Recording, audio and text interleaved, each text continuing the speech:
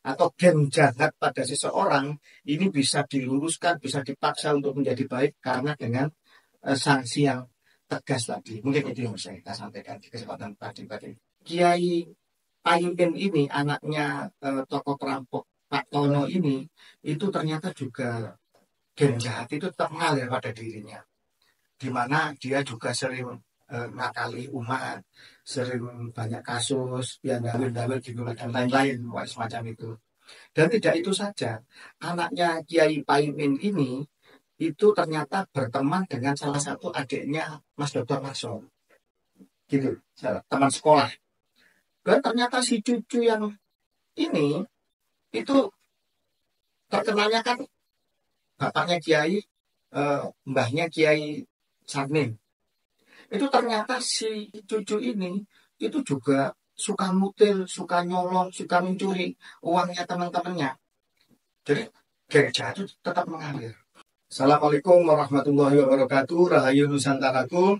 Saya KRAT Fakih Wiradiningrat sedang berkunjung ke sahabat saya, senior saya, Dr. Makson, yang lagi melakukan riset di salah satu pondok pesantren di Kabupaten Kendal. Begitu Pak Makson ya. Sebagaimana kita ketahui bahwa pesantren sekarang sudah mulai merambah teknologi, tidak lagi buta teknologi, sudah banyak yang telah melek teknologi, termasuk juga melek dengan inovasi-inovasi terkini. Jadi kalau mengatakan NU ketinggalan dan menolak tes DNA, yaitu Kiai Gendung. Jadi begitu. Nah, Pak Mason Rifai, sebagaimana kita ketahui, di dalam teknologi pertanian itu ada pertanian vermiculture yang dari Australia. Ada lagi polyfish dari Amerika. Yang terakhir ini ada pertanian berdikari. Pak Mason mengembangkan ketiga-tiganya, tapi untuk yang terakhir, yang terupdate itu sedang beliau riset terus-menerus agar bisa dilaksanakan di pondok pesantren sebagai pilot project-nya. Demikian. Jadi gini, saya ulangi lagi ya, perjelas bahwa sekarang yang banyak diaplikasikan tidak hanya di Indonesia ya, tetapi hampir seluruh dunia di banyak negara-negara lain itu adalah konsep pertanian terpadu yang mengembangkan pertanian, peternakan, itu kayak gitu. Terus kemudian kalau di Indonesia itu nggak hanya terpadu lah, di sini kan juga ada konsep uh, agromaritim sejenis itu. Nah, seiring dengan konsep itu dari Amerika, dari Australia mengembangkan proyek vermiculture dan alhamdulillah salah satu pondok pesantren sahabat kita yang di Jember itu sudah sejak lama menerapkan mengaplikasikan riset juga dengan teknologi vermiculture yang tergantung siklus alam tanpa bahan kimia. Terus setelah vermiculture, 3 tahun setelah vermiculture nggak salah, itu dari Amerika, Joe Salatin itu mengembangkan teknologi baru namanya polyfish. Nah, alhamdulillah polyfish juga sudah masuklah beberapa konsepnya. Jadi hampir banyak negara-negara barat itu mengacu ke Amerika, berguru ke Joe Salatin tentang teknologi polyfish kayak gitu. Dan alhamdulillah kita sudah ngetes juga aplikasi teknologi polyfish itu sekitar 3 tahun belakangan ini. Nah, dari perjalanan itu perkembangan polyfish, ternyata teknologi polyfish di pertanian itu masih banyak kelemahannya. Jadi secara komersial itu masih kurang bagus. Makanya kan terus algi berdikari. Nah, teknologi gini, jangan dijelaskan semua. Nanti di bagian tadi. Karena bukan itu yang mau kita bahas di momen sekarang. Pada kesempatan ini banyak penanya, banyak yang menjabri ke saya untuk menanyakan tentang apa gen jahat yang pernah saya tulis. Dan itu mendapat tanggapan yang luas, termasuk juga tulisan lain terkait masalah haplogrup G, Bani Hazard, dan lain-lain. Nah, banyak sekitar 40 lebih lah tulisan saya edukasi untuk Nusantara kita. Jadi itu terkait gen jahat ini kalau dijelaskan lebih ilmiah agaknya membutuhkan penjelasan yang sangat akademik. Cuma saya ketemu dengan Mas Dr. Maxon, ada sebuah kisah nyata yang bisa kita jadikan cermin mendapatkan penjelasan tentang apa itu gen jahat. Jadi begini ceritanya.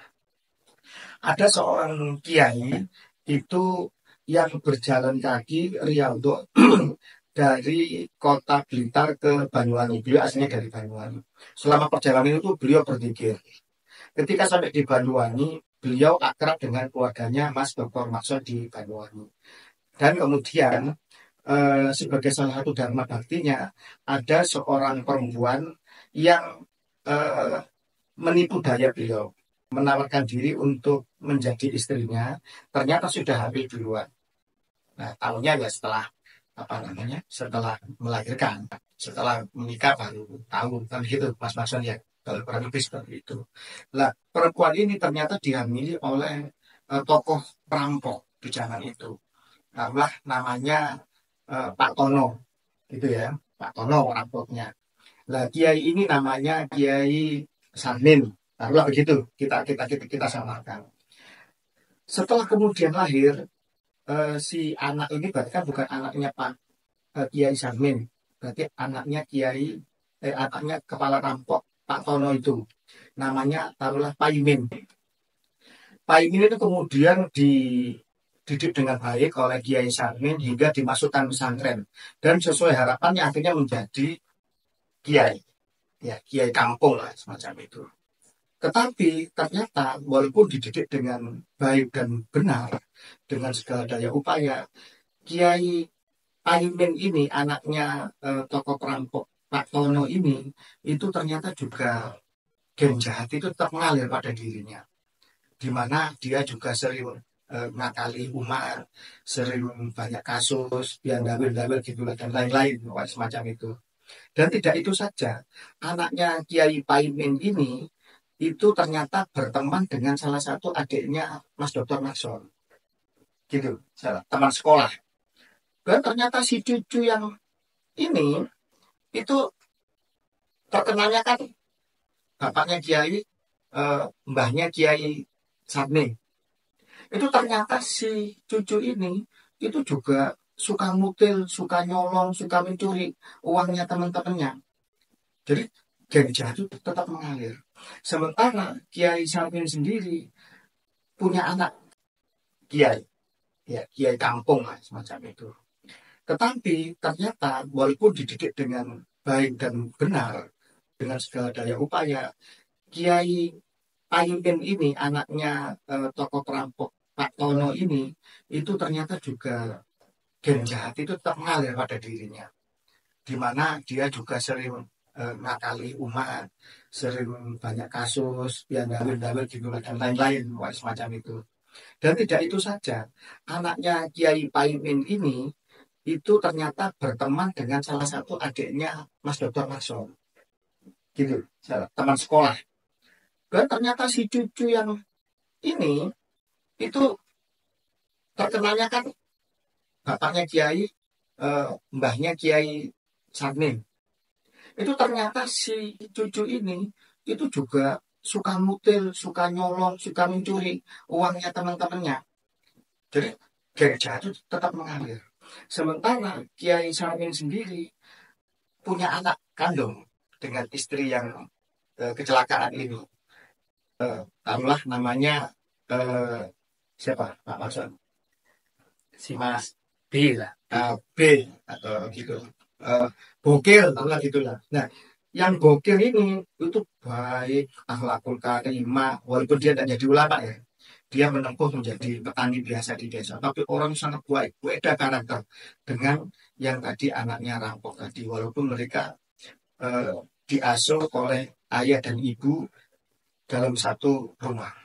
Nah, dari sini kesimpulannya bahwa geng jahat itu adalah sudah ditanamkan oleh Allah Ta'ala, dirakit sejak pertemuan antara sperma ayah dan telur ibu. Dan ini akan menghasilkan keturunan.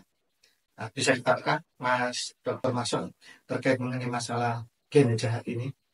Jadi kami itu berkeyakinan bahwa karakter seseorang itu sebenarnya bisa dipengaruhi oleh Lingkungan. lingkungan maupun pendidikan ya. Jadi pendidikan di pesantren, pendidikan dari seorang kiai. Tetapi realitanya bahwa itu tidak sampai 20% akan merubah karakter seseorang. Jadi keyakinan kami bahwa 80% karakter seseorang yang menentukan arah pemikiran, jahat tidak jahatnya orang, pola pikir, pola intrik, kan?